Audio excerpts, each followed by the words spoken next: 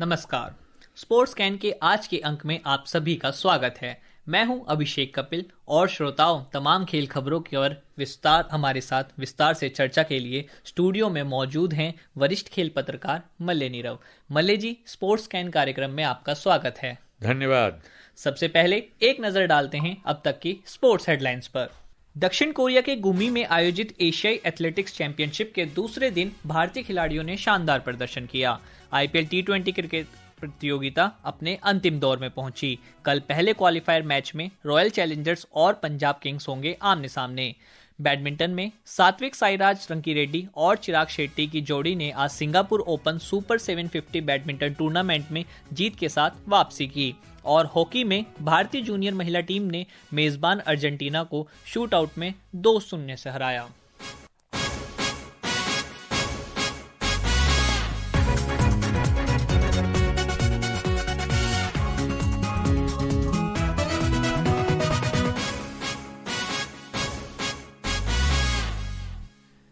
दक्षिण कोरिया के गुमी में आयोजित एशियाई एथलेटिक्स चैंपियनशिप के दूसरे दिन भारतीय खिलाड़ी शानदार प्रदर्शन कर रहे हैं। आज उन्होंने 1 गोल्ड मेडल और 4 रजत पदक जीते। भारत ने 400 मीटर मिक्स्ड रिले प्रतियोगिता में स्वर्ण पदक जीता। इसमें रूपल चौधरी, संतोष कुमार, विशाल टिक्के और शुभा वेंकटेश्वर की भारतीय चौकड़ी ने 3 मिनट 18 सेकंड के समय के साथ ये खिताब जीता। इससे पहले भारत ने कल स्वर्ण पदक जीता था, जिसमें तो मले जी क्या कहता है भारत का प्रदर्शन?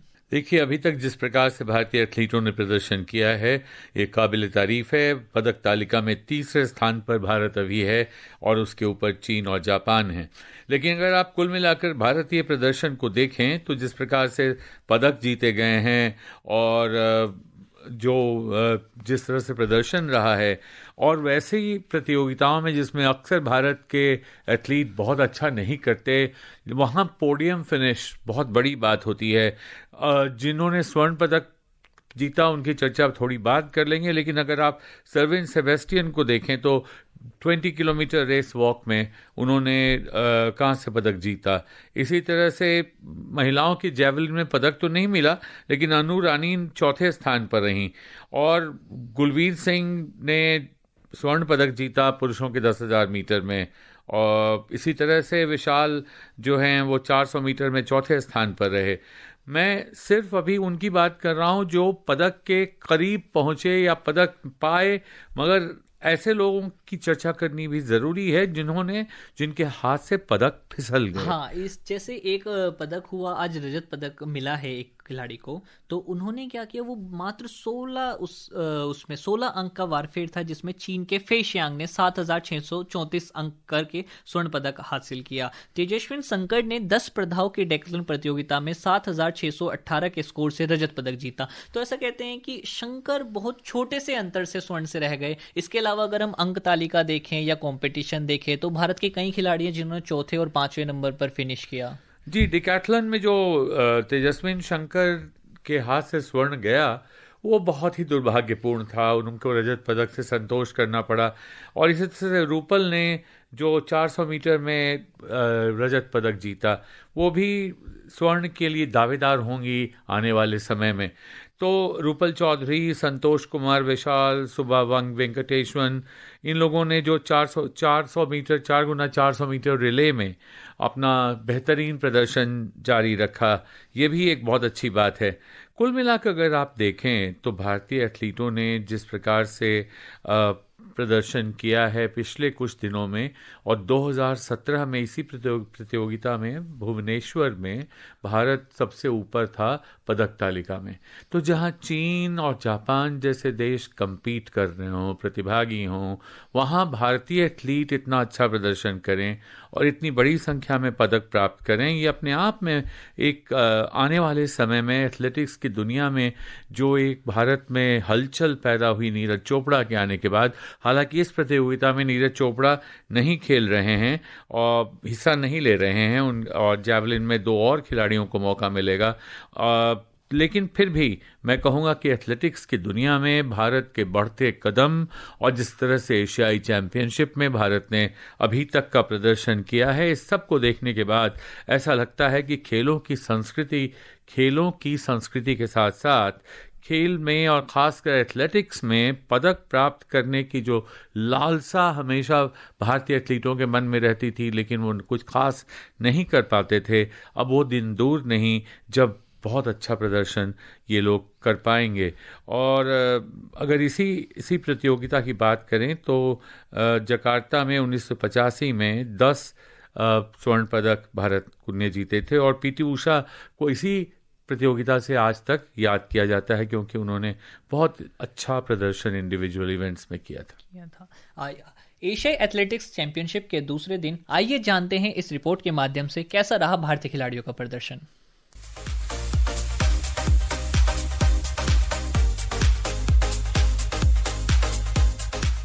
भारत ने 400 मीटर मिक्स्ड रिले प्रतियोगिता में स्वर्ण पदक जीता। रूपल चौधरी, संतोष कुमार, विशाल टीके और सुभा वेंकटेशन की भारतीय चौकड़ी ने 3 मिनट 18 सेकंड के समय के साथ यह खिताब जीता। यह भारत का दूसरा स्वर्ण पदक है। इससे पहले कल गुलवीर सिंह ने 10,000 मीटर दौड़ में स्वर्ण पदक जीता था। चीन की टीम 3 मिनट 20 सेकंड का समय लेकर दूसरे स्थान पर रही, जबकि श्रीलंका ने 3 मिनट 21 सेकंड के समय से कांस्य पदक जीता। तेजस्विन शंकर ने 10 स्पर्धाओं की डेकाथलन प्रतियोगिता में 7,618 के स्कोर से रजत पदक जीता। उन्होंने बहुत छोटे अंतर से स्वर्ण पदक गंवा दिया। इसमें चीन के फेंग शियांग ने 7,634 अंक हासिल कर स्वर्ण पदक जीता, जबकि जापान के केइसुको ओकोडा ने 7,602 अंक के साथ कांस्य पदक अपने नाम किया। प्रवीण चित्रावेल ने आज पुरुष त्रिकुट में 16.9 मीटर की छलांग लगाकर रजत पदक जीता। इससे पहले रूपल और पूजा ने रजत पदक जीते। रूपल ने महिलाओं के 400 मीटर फाइनल में 52.68 सेकंड का समय निकालकर दूसरा स्थान हासिल किया। पूजा ने महिलाओं की 1500 मीटर स्पर्धा 4 मिनट 10 सेकंड में पूरा कर भारत को दूसरा रजत पदक दिलाया। यूनुस शाह ने पुरुष 1500 मीटर में 3 मिनट 43 सेकंड का समय निकालकर कांस्य पदक अपने नाम किया। करिश्मा राय, स्पोर्ट्स स्कैन।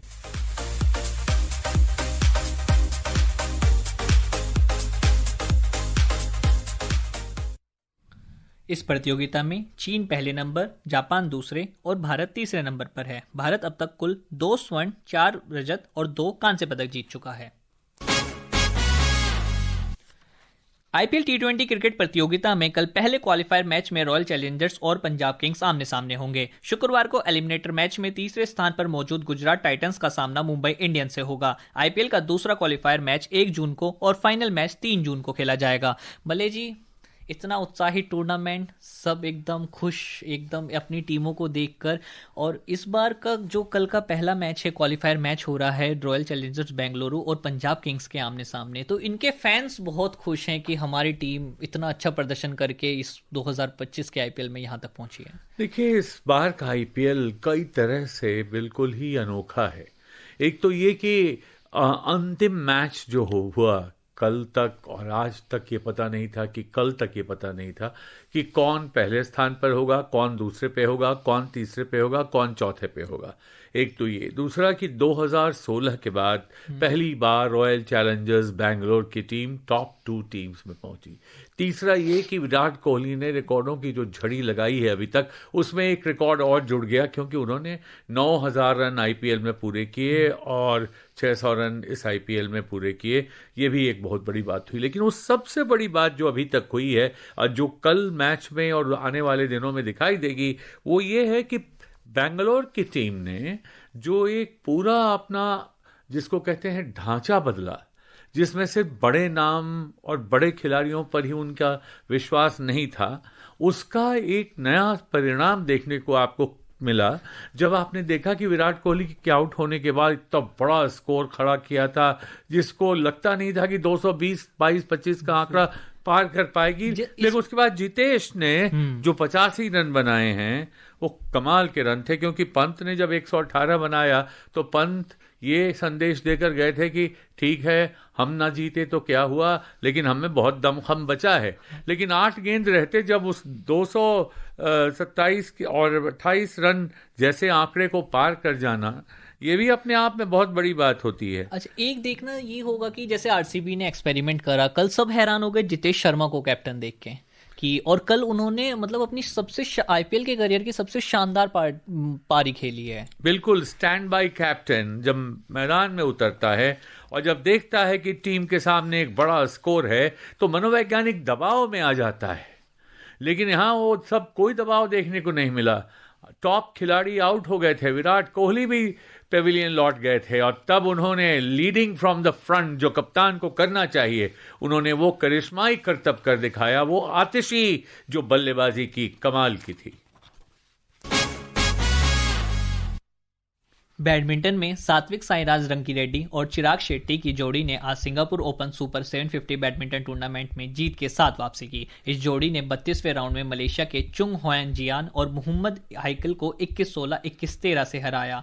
तो मले जी पहले राउंड जीत गए हैं, टीम इंडिया आगे बढ़ रही है। बैडमिंटन में थोड़ा निराशाजनक जो प्रदर्शन था भारत का, वो थोड़ा वो लय में लौटते दिख रहे हैं खिलाड़ी। बिल्कुल, सबसे बड़ी बात तो ये हुई कि जो पहला दिन था सिंगापुर ओपन का, देखिए $1 मिलियन की प्रतियोगिता है, सुपर 750 सीरीज है, उसमें लगातार हारती आ रही पीवी सिंधु को एक फर्स्ट राउंड में ही जो विजय हासिल हुई वो बहुत बढ़िया विजय थी। और जिस तरह से आपने देखा कि जो भारत की जोड़ी, हालांकि लक्ष्य सेन के साथ बड़ा दुर्भाग्यपूर्ण था कि उन्हें रिटायर होना पड़ा, लेकिन जो पुरुषों में सात्विक चिराग की जोड़ी, टेरेसा गायत्री की जोड़ी, ये महिलाओं में इन्होंने जो राउंड ऑफ 16 में जगह बनाई है, तो ये बहुत अच्छा संकेत है आने वाले दिनों में भारतीय बैडमिंटन के लिए, क्योंकि नई पीढ़ी भी अब धीरे धीरे, जिस तरह से आपने देखा कि एक पुरानी पीढ़ी जाती है और नई पीढ़ी आती है, तो उसमें कई बार गैप हो जाता है, एक लंबा काल बीत जाता है। कई खेलों में देखते हैं, साइना नेहवाल के बाद पीवी सिंधु आई, अब पीवी सिंधु के जाने के बाद लोग तैयार हो रहे हैं, नए खिलाड़ी कतार में खड़े हैं आने के लिए। अब बात करते हैं नॉर्वे चेस प्रतियोगिता की, जिसमें डी कुकेश अपने पहले दौर में ही दुनिया विश्व विजेता मार्गस कार्लसन से हार गए। मले जी, पहले ही राउंड मार्गस कार्लसन 55वीं चाल तक मैच पहुंचा था, लेकिन काफी रोमांचक भी दिख रहा था, लेकिन वो एक छोटी गलती कर बैठे और जिसका मार्कस ने फायदा उठा लिया। बिल्कुल, ये गुकेश के लिए बहुत ही निराशाजनक ये हार रही होगी, क्योंकि ये जो कार्लसन और गुकेश का मैच था, ये बिल्कुल कांटे की टक्कर चल रही थी, और ये जिस तरह से उन्होंने अपने प्रतिद्वंद्वी पे दबाव बनाया, उनसे गलती कराई, और कार्लसन जो एक साल से इंडिविजुअल क्लासिकल इवेंट में हिस्सा नहीं ले रहे थे, और 2024 में उन्होंने नॉर्वे चेस टाइटल जीती थी, तो वो शुरुआत में ऐसा लग रहा था कि वो नहीं टिकेंगे गुकेश के सामने, लेकिन उसके बाद उनको बढ़त मिली है और गुकेश ने अपना एक पॉन जो है उसकी बलि चढ़ा दी।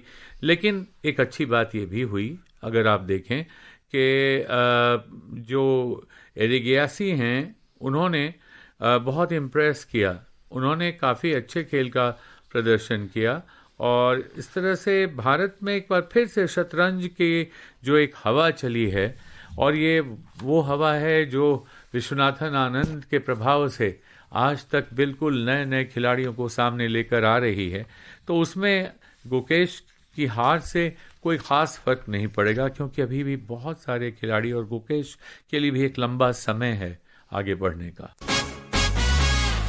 हॉकी में अर्जेंटीना के रोजारियो में 4 देशों के टूर्नामेंट के तीसरे मैच में भारतीय जूनियर महिला टीम ने निर्धारित समय में 1-1 ड्रॉ के बाद शूटआउट में मेजबान अर्जेंटीना को 2-0 से हरा दिया। वहीं बात करते हैं फ्रेंच ओपन टेनिस टूर्नामेंट की, तो अब इसमें मुकाबला भारत के यूकी भामरी, रोहन बोपन्ना और एन श्रीराम बालाजी पुरुष युगल में प्रतिस्पर्धा कर रहे हैं। इससे पहले भारतीय खिलाड़ी ऋत्विक बोलीपल्ली की ग्रैंड स्लैम के मुख्य ड्रॉ में पहली जीत की तलाश जारी रहेगी, क्योंकि उन्हें और उनके कोलंबियाई जोड़ीदार निकोलस बेरिंटोस को पेरिस फ्रेंच ओपन पुरुष युगल के पहले दौर में सीधे सेटों में हार का सामना करना पड़ा। और श्रोताओं, अब समय हो गया है आप सभी से विदा लेने का। मले जी, आप हमारे स्टूडियो में आए और तमाम खेल खबरों पर हमसे बात की, इसके लिए धन्यवाद। धन्यवाद अभिषेक। और श्रोताओं, इसी के साथ मुझे और स्पोर्ट्स कैन की पूरी टीम को अनुमति दीजिए। नमस्कार।